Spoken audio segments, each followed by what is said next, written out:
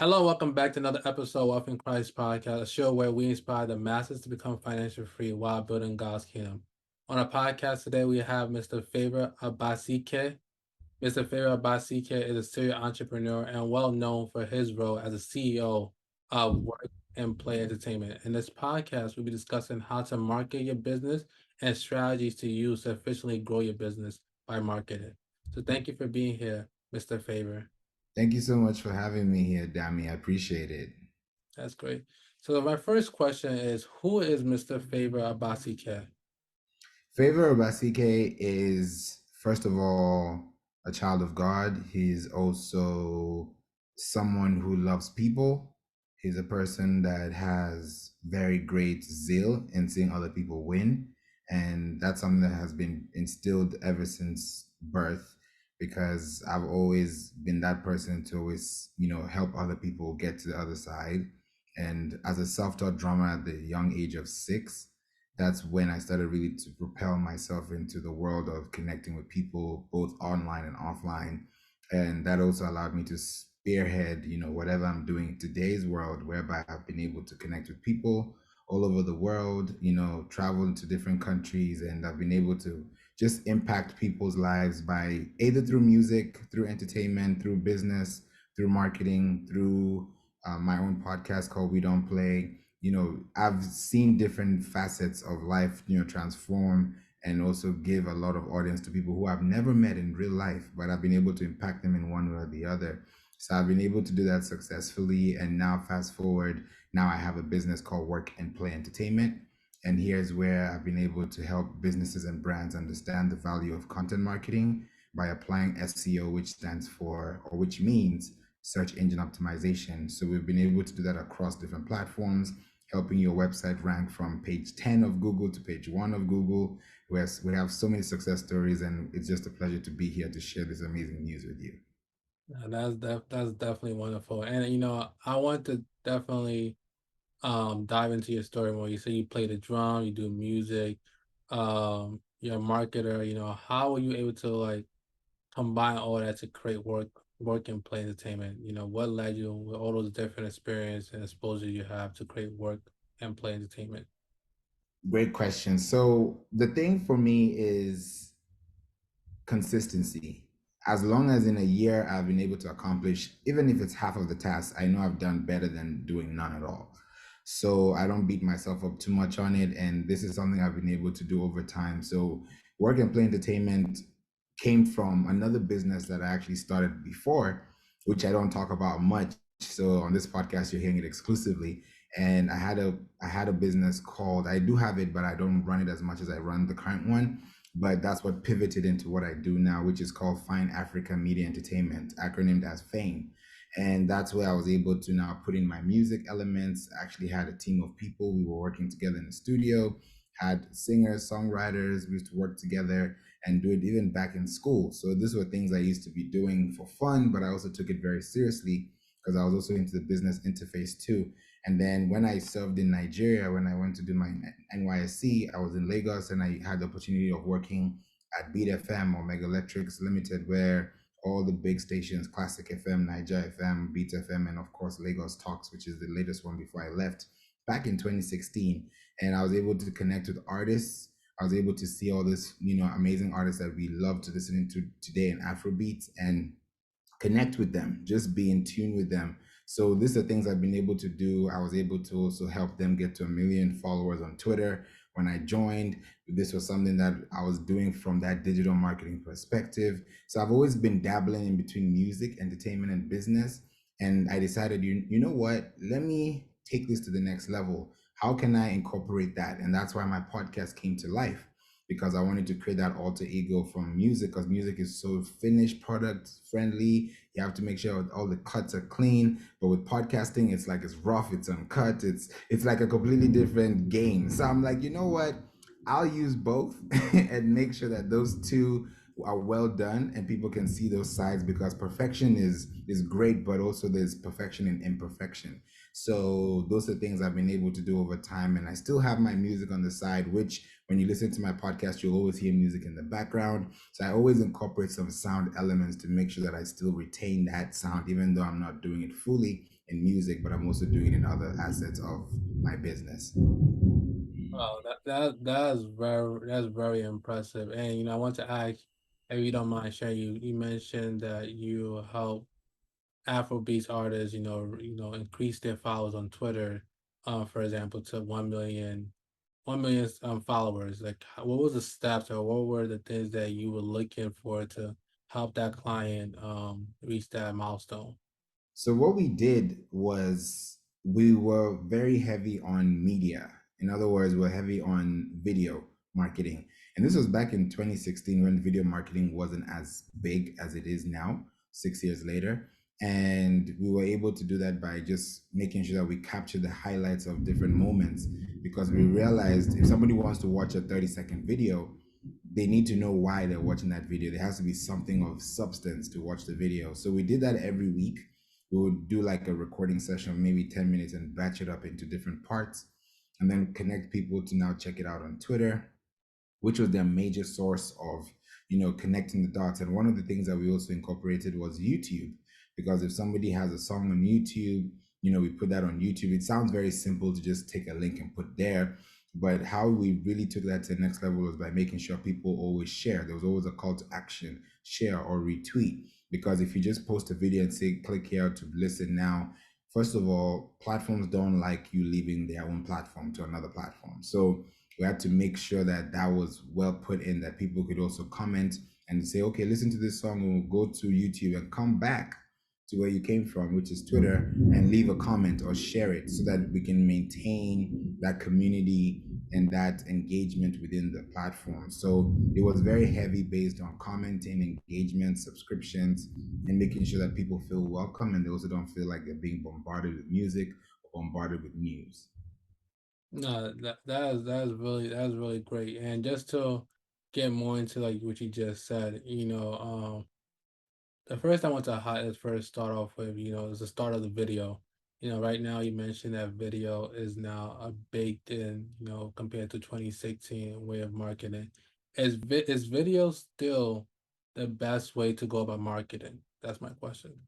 100% yes. It is a major, major way of doing it. And I'll give your audience a freebie. This is something that people pay for in my membership, but I'll give it to you guys freely because I want you guys to also succeed. And so I know some people who like video, some people don't even like being on screen, some people don't even like being on Zoom with the camera on.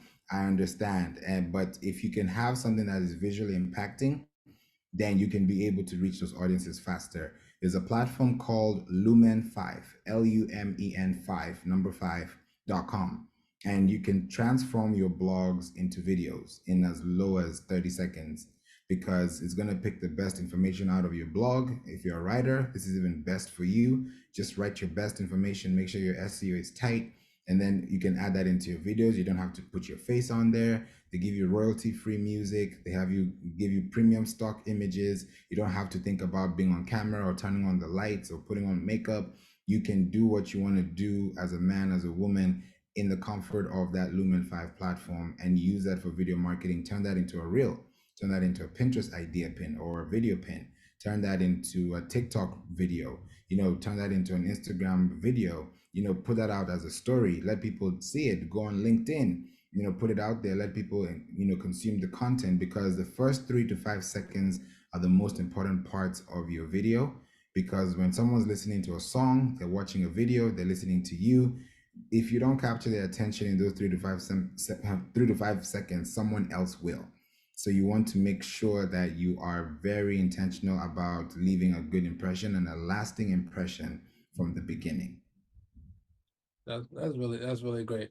And one thing I see that you mentioned while you were just talking is how you basically repurpose the same video across different platforms. And I know you mentioned earlier that what you call it, all these social media platforms, they don't like people necessarily leaving or necessary things. So how are you able to repurpose these different videos and keep people on that page, and still have a call to action at the same time? The major thing for me is starting from the website. If you draw a pie chart or a tree, or like just draw something that you can have like a diagram or even a box diagram, and say, okay, website is at the top. And then you have, let's say, a tree, and you have, let's say, three or four. You can say YouTube, Pinterest, LinkedIn, Instagram, for example. And then under them, you want to make sure that each of them have a link to your blog, right? So when you have a blog, I can even say website, blog, and then social media, or you can do that and reverse it back. Because when you have a blog on your site, and this is what I've been doing for my clients even before I got onto this amazing podcast episode, is when you have a blog, you have digital real estate. I don't mind spending 2-3 hours on a blog that I know in 2 years from now I'm still benefiting the fruits of my labor I spent in 2 hours. Because when you have a blog, and your blog is supposed to have something called inbound and outbound links, or internal and external links, whereby you're leading people to other web pages on your site, or you're leading them to external sources that you're also on. So if you have a blog and you're talking about something specific to your business, now you want to write those pieces of information having semantically indexed keywords, where you can be able to do that on research, which we help you do keyword research. Make sure your heading tags are great. Make sure you have a great call to action, and then have your Instagram. Let's say you did an Instagram carousel or an Instagram video. Pull that data from your Instagram and take it to your blog, because you don't own Instagram.com. It's a website. We use it as an app, but it's not our own. We don't own it. We own our content, but we don't own the platform. But you own your website, you own your content, and you own your domain. So if you're able to make sure that Google can signal to Instagram that you have something that's on their platform to yours, then you're gaining that popularity over time. And that's the reason why when we read the news, when we look at, an artist just dropped their song today, and you click on the blog, the first thing you see is the title. They give you some few information, backstory, then you boom, you see a YouTube video embedded, or you see Instagram embedded, or you see a Twitter card connected. That's because once you click on that image, or you click on that embedded data, it's going to directly pull information and take you straight to the app, straight to the website, and straight to that post, not even to your profile. So that shows you the power of social sharing. If you're able to do that and then repurpose that same information, you can say 5 steps for branding, and you put those 5 steps in 30 seconds. Now you transcribe that into a blog. Now you send that blog to your social media, and then on social media, they have a link back to your website. In 3 months, if you're doing this consistently at least once a week, you can be far ahead of someone who is doing it 3 times a day on Instagram and not posting it somewhere where they own. Wow. Wow, that's definitely a lot. So I definitely appreciate you taking us through that journey. So that leads me to ask, so let's say I'm a new entrepreneur, a new business owner, I want to start growing my business. I want to get, a larger audience. What will be the first step in terms of marketing? Where should I start from? In terms of marketing, if you have a new business, there are 2 things that I need you to also think about as you're thinking about starting your business. One, if your business is service based, I highly recommend that you have a website and have a work email, so that you can have access to a platform called Trustpilot. So if you go to business.trustpilot.com, you can easily get reviews done for you, so that you can be able to gain momentum. Because when you have reviews as a business, let's say your business has been 100% referral or 99.9% word of mouth, you want to make sure that the people who are talking about you can see what you're talking about on a platform that you can be able to justify, which is Google or Trustpilot. If you're a product based business, also be on Trustpilot. But if you have a brick and mortar, I would say make sure you have a Google business profile. Even if you don't have a website, have it there. Let's say you don't have the money to create a website. Go to LinkedIn, create a creator profile account on LinkedIn, and start doing newsletters. Start, doing articles there. Link them to your social media channels inside those articles. The reason why it's important for you to do those internal and external linking is because those links have power to connect back to the source, which is your name, your business. So when you have a website, your website is going to be the core foundation for your marketing. And when you have a website that is strong, whether you're using it on Wix, Squarespace, WordPress, whatever platform you're using it on, maybe it's custom CSS, you want to make sure that by the time your website goes live, you want to connect your website to something called the Google Search Console. That is a free tool every website owner should be able to acquire because Google gives it out for free. I know most people talk about Google Analytics, and I'm sure if you follow the trends and if you're into that marketing world, you'll know that they're changing it from that to GA4. But when you think about Google Search Console, that's another way of saying this is how Google will find my website. It's like imagine if you have a house or you have a business or you have an operating facility and somebody wants to come to your store, somebody wants to buy something from your business, but if they look online and they can't find the GPS to your location and they live 30 minutes away, there's no way they can come to you because there's no GPS, there's no route. So the same thing for your website. If you have a website, connect it to Google so that Google can give it to the right person that's looking for you. And once you set it up, of course, you're not going to see ranking overnight. But if you have blogs, if your website has pictures, if you have social media links, if you have content that has been able to be done over time and you bring it into your website, trust me, in 2 to 3 months, you will see tremendous uptick in traffic. People will start calling you, people will start reaching out to you without even you having to lift a finger or spend money on ad or advertising in general, because those are things that you want to do after you've set that foundation. So to your question, to answer your question, to make sure that somebody has a strong marketing platform, the first thing they need to do is to make sure they have a strong website with a domain, a work email so that you can be considered professional, and also have a website that can be able to be found on Google search. Okay. So let's say we have you have the website, we create a domain, let's say for example, in this example, dominantceo.com, right? I have that. So how do I go about, you mentioned keyword and SEOs. Can you go more into details how that will affect, Dominant CEO website being shown on Google, any browser? Great question. So I would say there are 4 or 5, but I'll list all 5. But majorly there are 4 quadrants for keyword search, keyword intent. There are informational keywords, there are navigational keywords, there are commercial keywords, there are transactional keywords, and then there are investigational keywords, which is a bonus.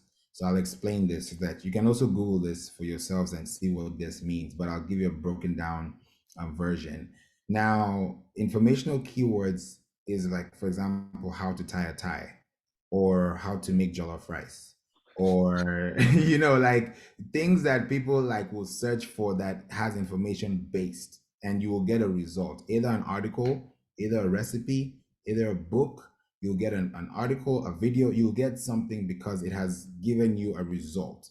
The navigational keyword is now where you're looking for something specific. Let's say login, Gmail login, for example. Now, when you type in Gmail login, you'll get a result on Google and it'll tell you, here's how you sign up, you're gonna sign in. That's navigational because you're going to a direct link. Commercial is more like, I can say, I'm thinking Instagram versus Pinterest, for example, or athletic shoes versus running shoes, or I can say, I'm just thinking at the top of my head, what could be an option that you could use. Yeah, you can use another option. Let's say Airbnb versus hotel, which is better for my trip. So I'm just giving you random examples to show you how people search, but they don't know how they're searching because they don't know what those terms are. But we do them every day without even realizing.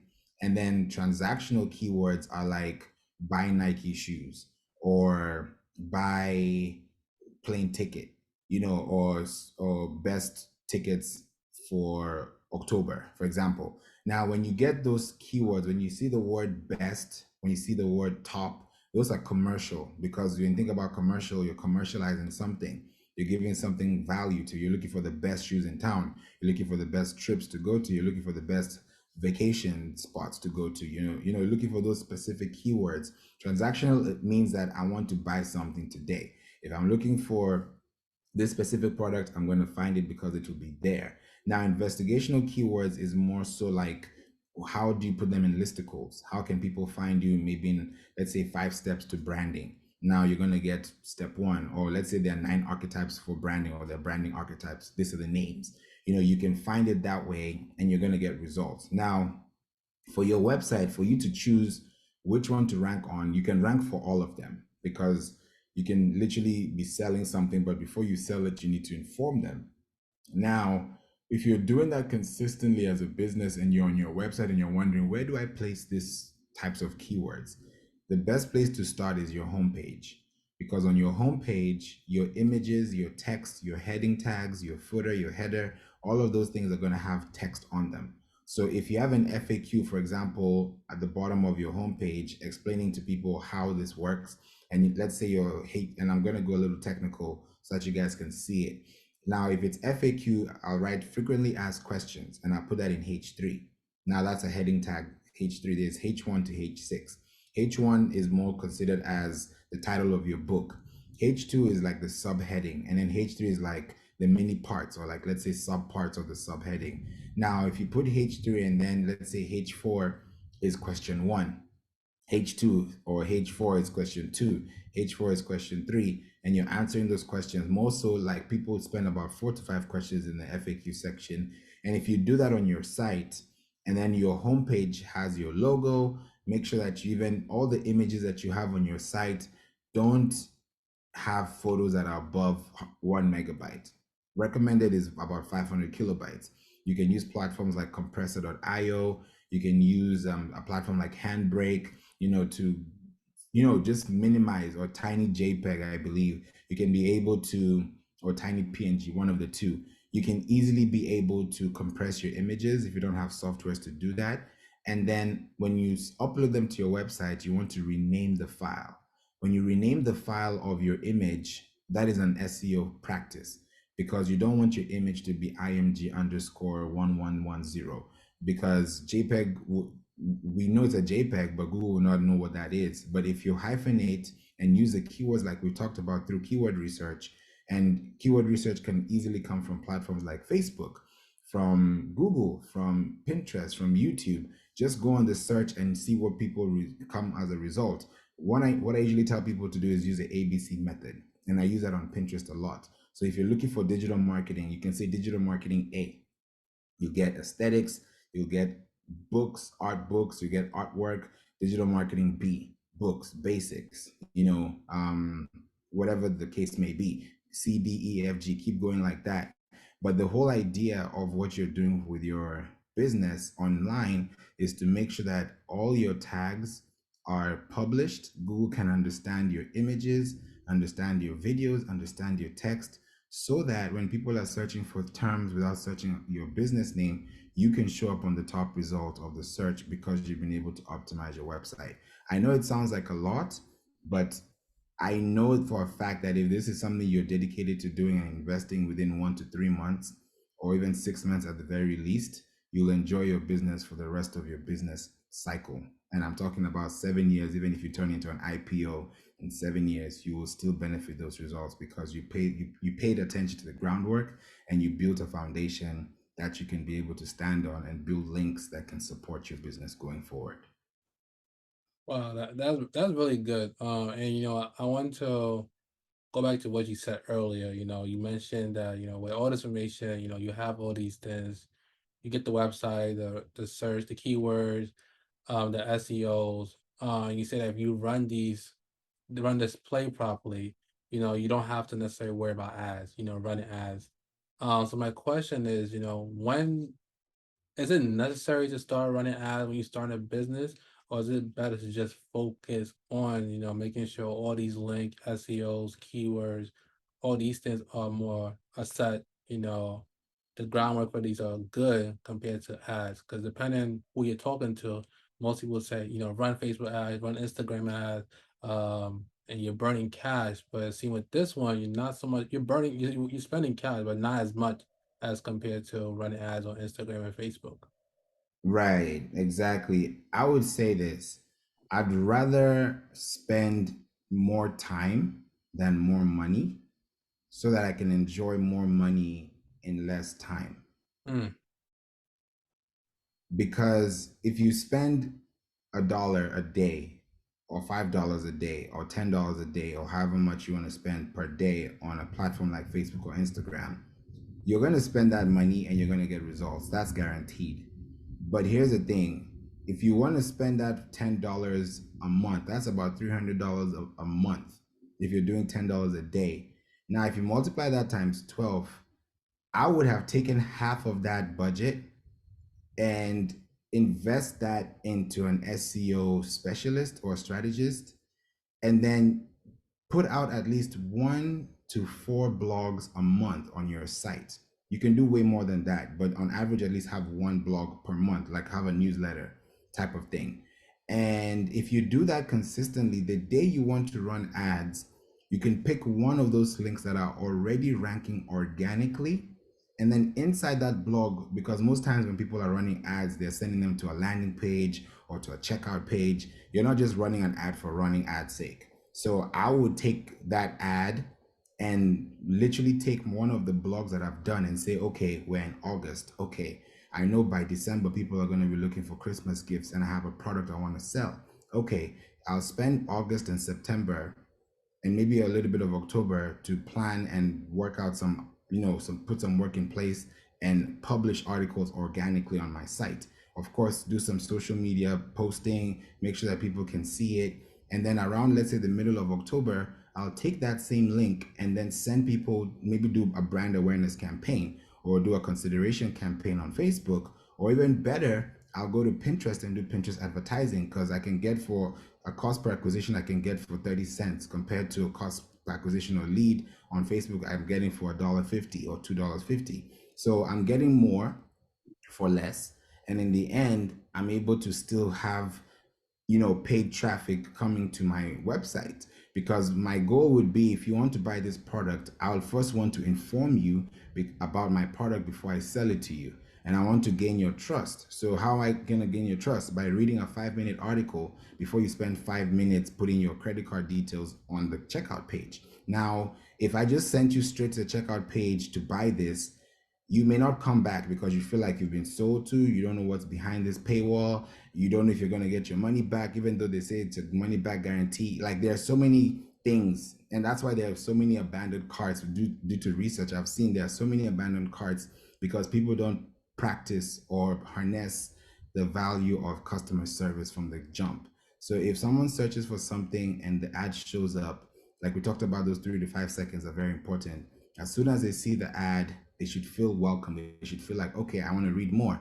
By the time I'm done reading, there should be a link at the bottom that says click here to buy now, or sign up to my email list. Even if they don't buy from me and they've signed up to your email list, that's a conversion. You have one new person that could be buying from you for the next 10 years. So don't underestimate the value of transactional marketing, whereby you're not looking for a dollar sale, you're looking for a person, a human to human relationship. So I would advise, before you start an Instagram or Facebook ad, get the ground first, get your house in order, and do some, marketing that can really help you organically.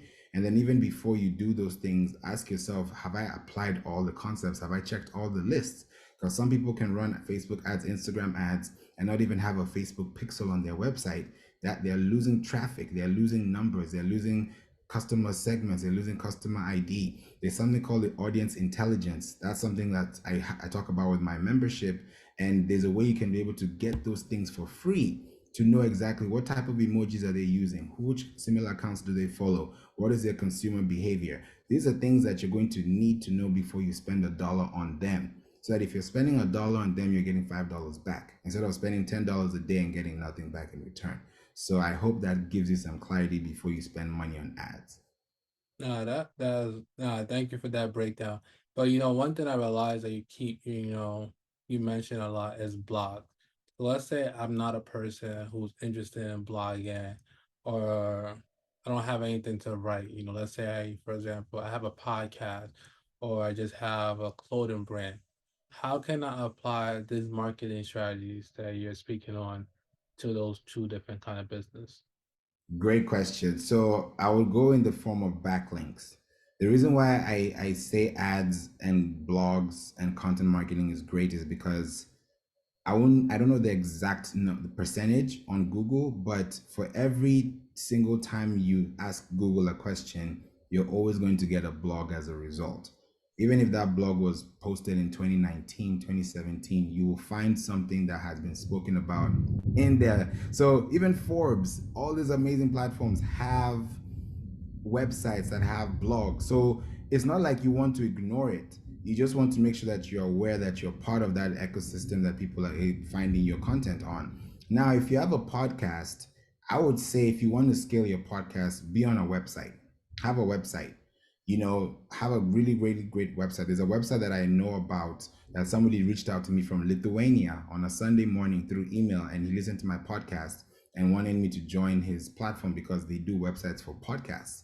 And I told him, I was like, yeah, this is something that is important to know because if you have a blog, you can go so far. But let's say you have a podcast and you don't have time to write, you don't have time to do anything but just do podcasting. I would say have a website to support it because the backlinks is what's going to help you. Inside your show notes, you want to have anchored text that lead people to those links. So if somebody is looking for marketing podcast, or SEO podcast or cooking podcast, your results should show up on Google first because you're already indexing your content through Google. Some people use Anchor, some people use Acast, some people use Buzzsprout. At the end of the day, you're using a distribution network, which is fine. But the thing is, if you're able to rank on Google for this right things, you want to have backlinks. And what is a backlink? A backlink is someone, like for example in this podcast, for example, if you click the description and you see my link to my website, that's a backlink because you've literally redirected somebody from your end to my end through the back end, if that makes sense. So you want to make sure that even if you're having a podcast, the title of your podcast has to be SEO friendly. The first line of your description on your podcast needs to be SEO friendly because by the time you publish that blog, by the time you publish that podcast, the name of the URL is going to be your podcastname.com/, the name of the title. And that title is going to be in the slug. So if that slug has your keywords there, then you're going to be winning over time. So those are small things you can be able to do in case you don't want to just blog. You want to make sure that your online on-page SEO is tight because that's the only way people can find you. Even on platforms like Clubhouse, which I'm on, someone told me, hey, I scheduled a call with you and I asked her, how did you find me? She said she searched for SEO in the Discover tab and I had a live room going on and she found me. If I didn't have SEO in my title, she would have never found me or found my link. So it's really important to make sure that you're intentional about the people you're serving because they're going to use the same things you're using in speech or in text to find you through search. Wow, that's really impressive. And my question now, you with all this knowledge, how has all this marketing helped your business personally and help you grow personally in your business? Personally, it has helped me grow to the point where I even have a team now because I have a team of writers, I have a team of designers, and I have a team of loyal people who have been able to see the value of content marketing because I can't do this by myself. For you to scale as a business, you need to like duplicate or clone yourself in a way whereby you do not want to be the smartest person in the room.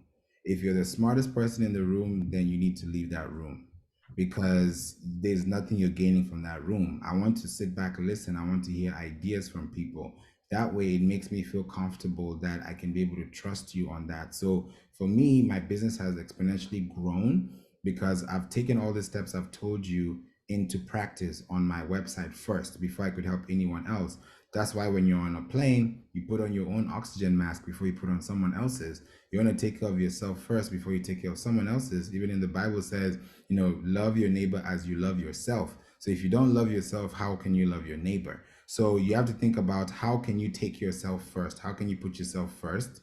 Not selfishly, but selflessly, so that you can be able to allow people to find that reasoning on why they want to be like you because you've done things for yourself. So for my business, I've taken it to the next level. I've been able to register my business, make sure it's legally done correctly, and now I can be able to help other people get to their, business goals because I've been able to structure mine first. Now, by building that business model has helped me to open up to different people.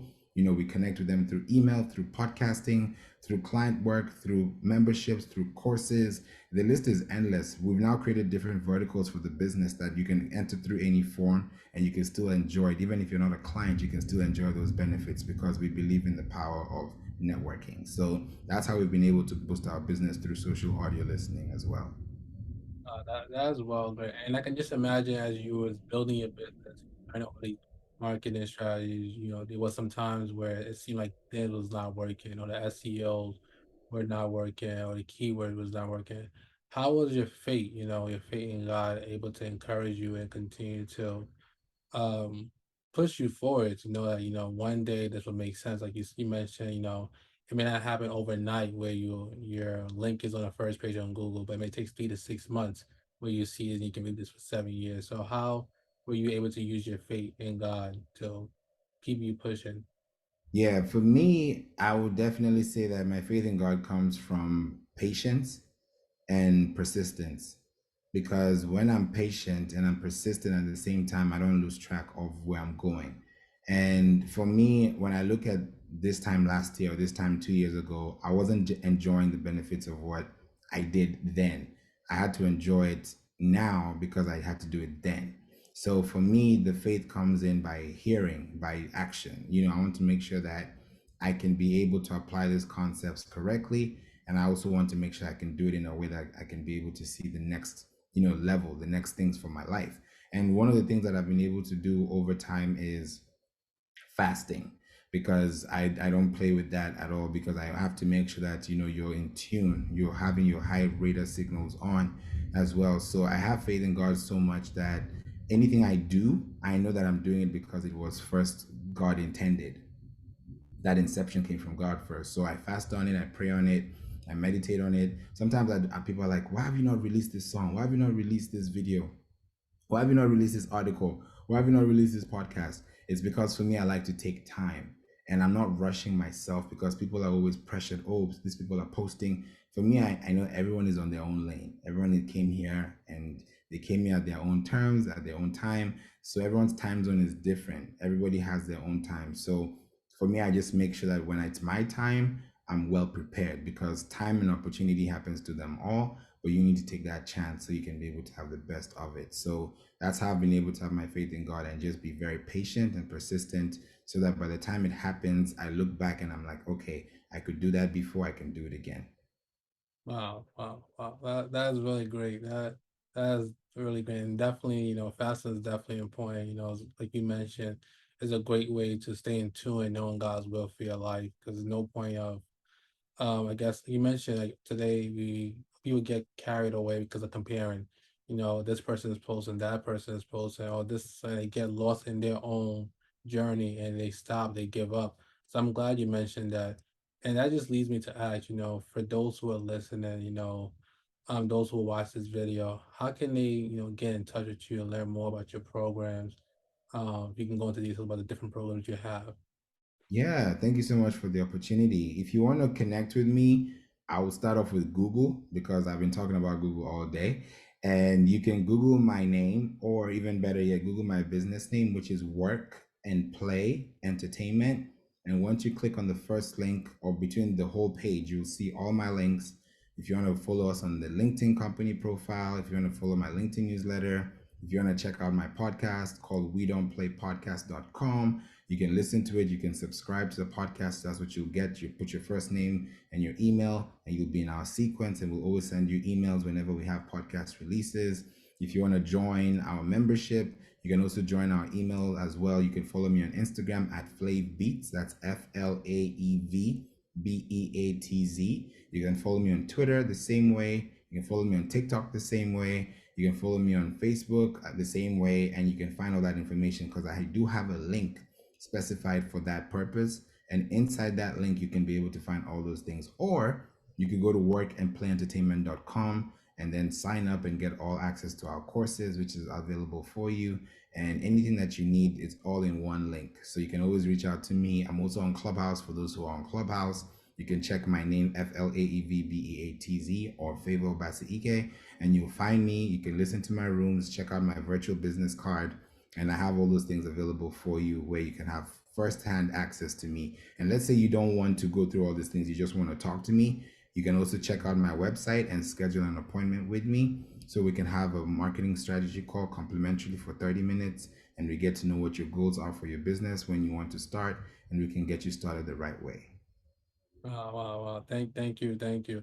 And where do you see yourself in the next 5 to 10 years? Ooh, great question. I see, that's a good one because I asked myself that question last 5 years ago. so, so I would say 5 years from now, I would definitely say that I should be having an institution, an online school. I want to do have a marketing school where I can be able to train entrepreneurs. And one of my biggest needs is to empower the African continent by making sure that they have access to course creation or marketing that they can be able to do for themselves. I use a platform called Kajabi, and they did a creator pulse, and we got to see that in the whole world, less than 1% of creators are in Africa. But when I think about it, I'm like, you know how many people are in Africa that have talent? Yeah. It's just that they don't have resources to activate those talents. So for me, in 5 years, I really want to impact, the world, but more importantly, I want to make sure that in Africa, people that have talent, whether you know how to play the guitar, whether you know how to cook the best meal, whether you know how to, do a handstand, whatever it is that you can do that you can monetize, I want to make sure they can monetize and grow their business. So I see myself having a school, both virtual and physical, by God's grace. I don't know how possible, but I always have faith that things can work the way it just goes. So I want to make sure that at least in the next 5 years, I can be able to help people get out there, monetize their brand, and have a digital real estate. Wow, wow, wow, wow, wow. I'm looking forward to that. For those who are listening, I want to say thank you again, Mr. Favor, for your time, sharing, how to go about marketing and scaling your business through different marketing strategies. For those who are listening, those who are watching, hope you guys don't see that another podcast, another guest, talking about their journey and, giving tips out, but, something for you to actions, they're giving you actions. Take these actions, apply it to your life. And if you're looking for a community or a group, of Christians who are working on reaching financial freedom, look no further and join the Pray and Invest group on Facebook. And if you guys don't know, I have a free study guide which can show you how you can get started in the stock market completely for free. And you can get on my website, wealthinchristbrand.com. And stay tuned for next week's episode. And thank you again, Mr. Favor. Thank you so much for having me, Dami.